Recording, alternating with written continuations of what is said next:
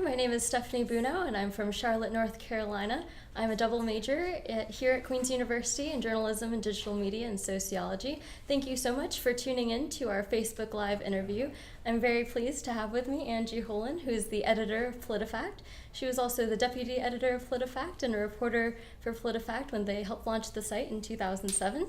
She's been with the Tampa Bay Times since 2005 and also worked in other newspapers in Florida, Louisiana, Alabama, New Mexico, all those places. And so hopefully you get to catch her talk tonight at 6 p.m. in Kettner Auditorium. But in the meantime, thank you for watching and thank you for being here, Angie. Thanks for having me. So first, if we could just start off, could you explain what Politifact is and what you do for the organization? Right. Politifact is a news website. It was started by Florida's largest newspaper, the Tampa Bay Times. And what we do is we publish every day fact-checking reports where we're just looking at what the politicians say and we're rating it for accuracy. We write long fact-check reports about why what they said was true or not true, and then we issue our Truthometer rating, and that can be true, mostly true, half true, mostly false, false, or our worst rating is pants on fire. Mm-hmm. And we're just trying to have an engaging way to bring people the truth in politics so that they know which talking points are accurate and which ones are fudging or totally exaggerated. Right.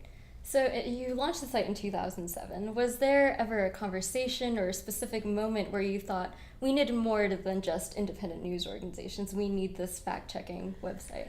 Right. The site was founded by Bill Adair, who at the time was the Washington bureau chief, and he felt like there needed to be a lot more fact-checking in politics. There was a lot of concern in the 1980s and the 1990s and the 2000 and 2004 election that politicians and advocacy groups were just saying whatever they wanted about their opponents and they weren't being corrected when they got the facts wrong.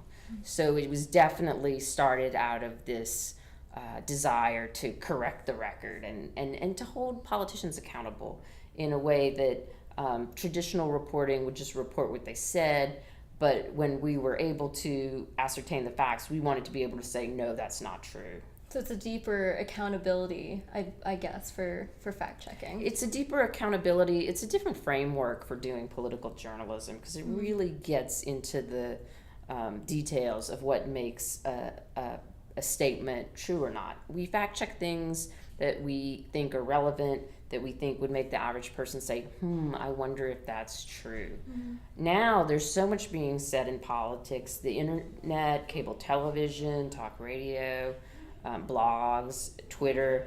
There's just no shortage of statements to fact check, so we've been busier than ever. I bet. And then also, I wanted to ask, because I feel like as a society, we are very, I guess, not sure exactly what a fact is anymore. We're a little bit more skeptical. So how does Politifact define a fact? Wow, that's a great question. I don't know that I've ever gotten that before. We would define a fact, I think, as something that is backed up by evidence where it's either demonstrably provable or there's widespread acceptance or there's solid data. Now, sometimes things are controversial. I don't want to give anyone the wrong impression. Like, we get a lot of fan mail and a lot of hate mail at Politifact. At the end of the day, it's just the best call of the independent journalists who fact check that item. And we hope that we give our readers enough information that they can make up their own minds. We don't expect them to always agree with how we rate things, but we do think that once they read our report, they'll be better informed and can make their own decisions. And so these fact checkers on your staff, did they come from independent newspapers, or is that who makes up the staff? Most of us come out of the newspaper journalism tradition, but not all of us. We have one reporter who comes from National Public Radio. We have another reporter who worked for the Armed Forces publications and has a law background. We have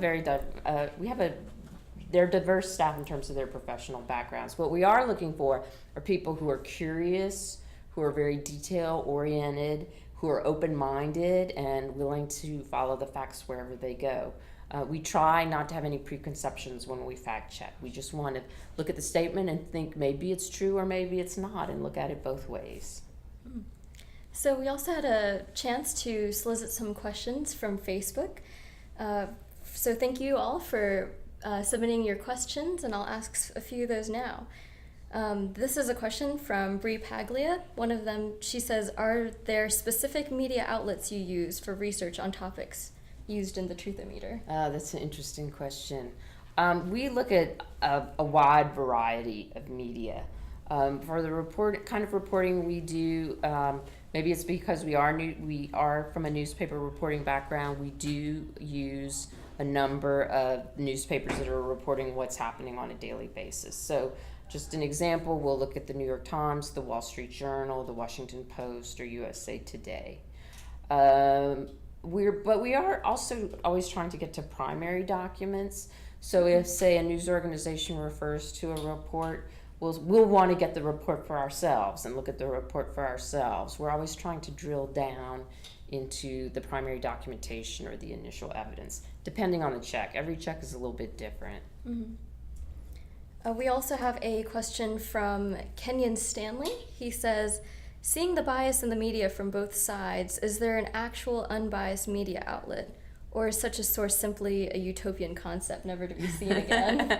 That's an interesting question. I think that media outlets have different approaches. At Politifact, we're aspiring to be an independent media outlet. So we're not taking either political party side or either side of the political spectrum. Other media outlets have different perspectives and point of views. What I think is important is to find a news organization that adheres to standards of evidence, that is clear about what they report and how they report it. I urge people to find a news source that they think is credible so that they can follow it and have a relationship with that news source, whatever it is. It does seem like we are in a time where there's more and more partisan media than ever. And I would urge people to try to have multiple news sources. Don't just go to one news source. I mean, I love Politifact, but I see Politifact as like a vitamin that you take with your media diet. It's not going to be the only thing you consume. So people should have a couple of different sources so that they can look for themselves. I think there's more responsibility on news consumers than ever before to look at their news and information sources to make sure that they're really becoming a well-informed citizen. Mm-hmm. And I know you talked about fan mail and hate mail. Mm-hmm. Do you see a difference between partisan responses to Politifact? Well, we get, nobody likes it when their team is being criticized. So we get mail a lot of different ways. I think obviously there's a kind of a repeated slogan from the conservative side that when they see media reports they don't like, that it's liberal media or fake news. Mm-hmm. On the left, the criticism is a little different. Like they accuse us of having false balance, or when we say the Democrats are wrong, they say, oh, well, you're only doing that to try to show that you're independent. I mean, it gets really like a little bit mental when people say like why we're wrong if they're not dealing with the evidence. And my response as editor is like, well, you can say that we're biased, but all you want, but tell me where the fact check is wrong. Tell me what evidence we got wrong. Tell me where our logic went wrong. Because I think that's a useful conversation to have about the actual report itself. Right. I think we had one Facebook question come in about fake news. So this is a question from Alexis Carrero. She says, what is the definition of fake news? People use the term in so many ways. Is it biased? Is it deliberately misleading? Right. What are we actually talking about here? That's such a great question. Some people think we should stop using the term fake news, and this is going to be the topic of my talk tonight. The fact checker's definition of fake news traditionally has been news that is intentionally fabricated to fool people. So things that you would see on social media that really just have no basis in fact. Like an example would be President Barack Obama put himself on the $1 bill. Would be something like, that's just totally wrong. You can look at a dollar bill and see it's not true. It's just wrong. That's the fact checker's definition of fake news. But lately, particularly from President Donald Trump, he's been using the term fake news to just basically attack any media that is critical of him or his administration. And we've written a couple of reports on how this is a really odd turn of events for a president to be using this term this way against the media. Because as you know, the media is part of the First Amendment, a free press. Right. So I do think we have to be careful about how we use the term fake news. Some people think we should use the term false news when we're talking about these fabricated reports. I'm still trying to make up my mind, so I'd be very interested in what other people think. I know that when we talk about fake news, we sometimes look to social media. And I want to take a moment to kind of talk about social media. So with social media, anyone can publish information now. The media is no longer the middleman, right? So how do you see this impacting society and your work at Politifact, I guess? Right, anybody can publish. And when we were looking at these fake news sites or false news sites, they really do imitate the look and feel of legitimate news organizations to try to fool people. But there's a huge difference between a group that just puts up any kind of report that they like and professional news organizations that follow ethical guidelines of evidence and practices. So I do think people are still looking for news that is accurate, that's credible. I think people want to find a news source they can follow. Like I was talking about earlier, finding a news source you can follow. Because like there's a million different sources. And I personally don't think that like having an attitude of important news will find me. I don't think that's good enough to be an informed citizen. Right. I think we need to develop our own information sources that we trust and that we think do a good job of bringing the news about what's going on with our government, with the world, so that we can be well-informed citizens and govern ourselves in a democracy. Right.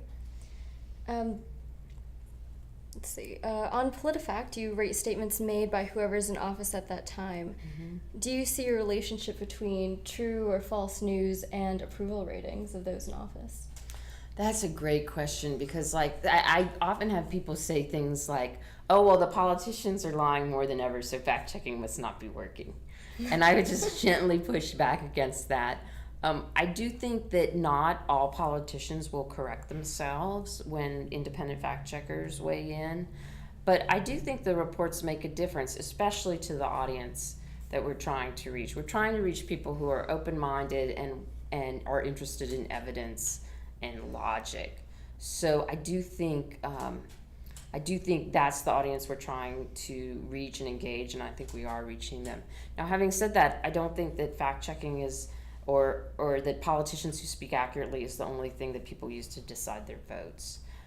Because I think people have a lot of different factors in mind when they're deciding on who to vote for. Certainly for president, which is a highly symbolic office in our country, but even lower tier offices. I mean, people kind of weigh all those factors, and I think fact checking is one. And when they want to know how the politicians are doing on fact checking, we hope they come to Politifact. I also see that Politifact also looks at promises. Right. And so how do you rate promises that an administration tries and then fails, or maybe there's other, I guess, factors that get in the way, but they try to fulfill their promises? Yeah. We do track campaign promises. Right now we're tracking President Donald Trump's promises on the Trump-o-meter. We're very heartless in our ratings because if they try and fail, we give them promise broken.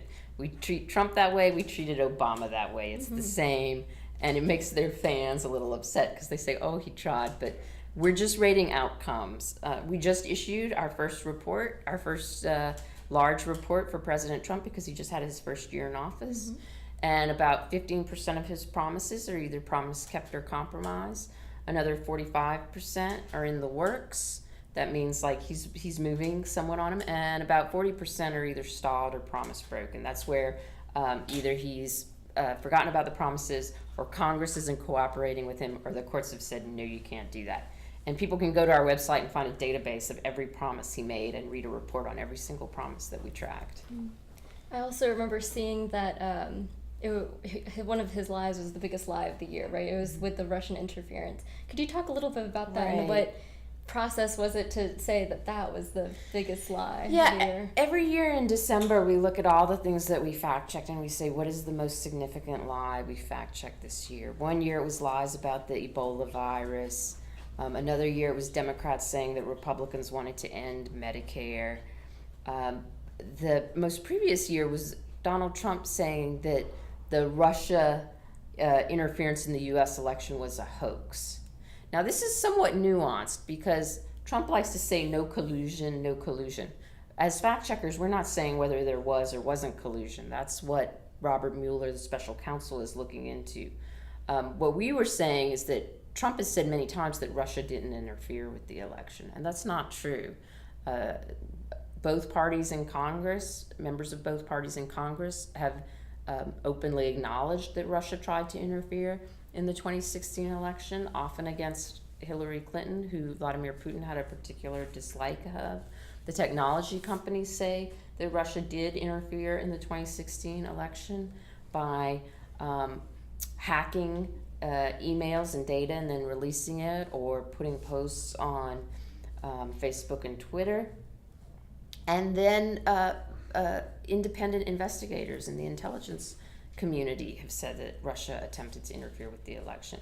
So this was definitely happening. It wasn't a hoax. Lately, I've noticed it seems like President Trump has stopped saying that the whole thing was a hoax and has gone back to just saying, well, there was no collusion. Mm-hmm. So for collusion, we'll have to wait and see. I mean, so far, there were meetings, but collusion's that's a very tricky topic. So as fact checkers, we're willing to wait for the federal investigators to finish their work and see what they have to say. Right. So I think we'll also take this time to look a little bit more on Facebook to see what questions that you guys had for Angie. One of the questions is from Tom Harris. It says, is it possible to determine if a comment comes from an authentic user, internet bot, or internet troll? Oh, that's interesting. Now, I haven't gotten into that topic in depth, but there are a lot of researchers out there who are trying to identify bots. Bots would be, internet bots would be like people on Twitter who aren't real. They just kind of retweet stuff or churn it out. Trolls, I guess I would define as people who are maliciously spreading information. Real people, obviously. We don't put a whole lot of effort into this because we're mostly just fact checking the statements as they come. But I know some academics have studied this pretty closely. I mean, as for me, like just as a user on Twitter, I'm often interested, like who is commenting at me or sometimes insulting me, and are they real? And what I do is I go to the profile, I look to see if they have a real picture, a real name, how many followers they have, and that's how I make my judgments. But certainly there's a lot of people, Twitter allows people to be anonymous, which I find is people who speak anonymously. I'm not a big fan of anonymous sources. Right. We don't use them at the Politifact. The anonymity on Twitter makes people much more freer in their insults and their invective. On Facebook, it's a more civil atmosphere because generally people have their real picture, it's their real identity. So on Twitter, yeah, there are bots and trolls, and people need to be aware of them. Other than identifying those different types of users, do you have any other advice or tips for those of us who are always on social media that get all our information, and I guess for looking up? Mm-hmm. Yeah, it's kind of interesting. Like on Twitter, I tend to take Twitter as a supplement to my other news sources, especially like the Associated Press. I have the AP app on my phone. I have the Washington Post app on my phone, and I just go on Twitter to look for commentary or whatever. I think there's all kinds of stuff that blows up on Twitter that sometimes is not accurate or is exaggerated or whatever. Facebook is a little bit more curated, a little bit different. But I think people should always exercise caution with the social media. For Twitter, I go on there to see just what people are chatting about, what is the cocktail party conversation. Mm-hmm. For Facebook, honestly, I go on Facebook to see my friends and family. I'm not much of a news consumer myself on Facebook, although PolitiFact has a Facebook page and we post all of our reports there. Mm-hmm. And on Facebook, like I said, because of basically the confirmed identity and the way the network works, it's really hard to be an anonymous troll on Facebook. Mm-hmm. We have another question from Krista Summit. And she says, how do we restore trust in the media among all Americans? It seems many are only hearing what they want to hear. Oh boy, isn't that, that seems so true. This is a question that people across the media are asking. I mean, it's a question that's really, when people in the media get together for panels and discussions, we often talk about trust, how to restore trust. So it's very much on our minds. We are working on a couple of different strategies at Politifact. One is the one that's been with us since the very beginning, and that's extreme transparency.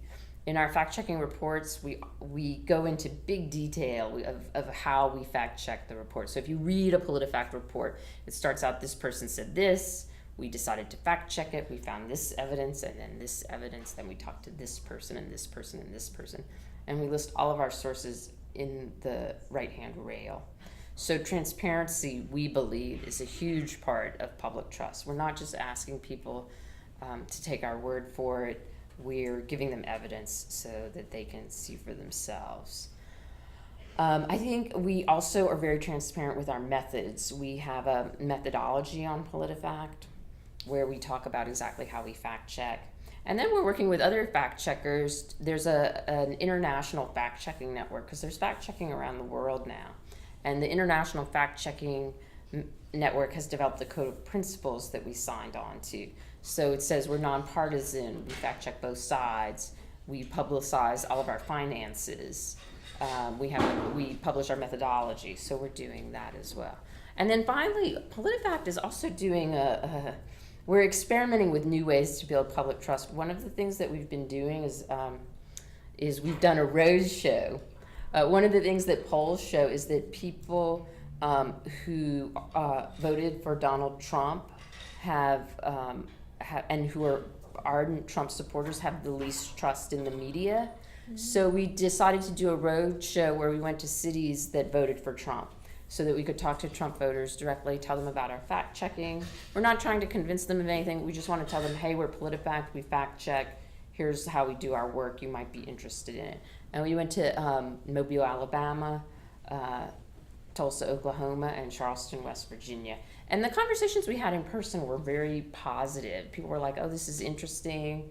Thank you for doing this. We'll send you ideas. Because we don't see fact-checking as anything that should be partisan. It should be for people of all political stripes. So we're working on that. And what we found is, like, when we got the conversation off of Twitter and into in-person, it went a lot better. Mm. So I think the question of media trust is a huge one, and that we all news organizations need to grapple with it in different ways, but we do need to address it because there is a lack of public trust. Mm-hmm. So thank you all for posting your questions on Facebook, and thank you so much for Angie for coming. We're going to wrap it up now, but I just wanted to remind you all that Angie is going to be talking at 6 p.m. in Kettner Auditorium. The talk is open to the public and also free, so I hope you get a chance to go over there and we can continue the conversation there. So thank you so much. Thanks for having me.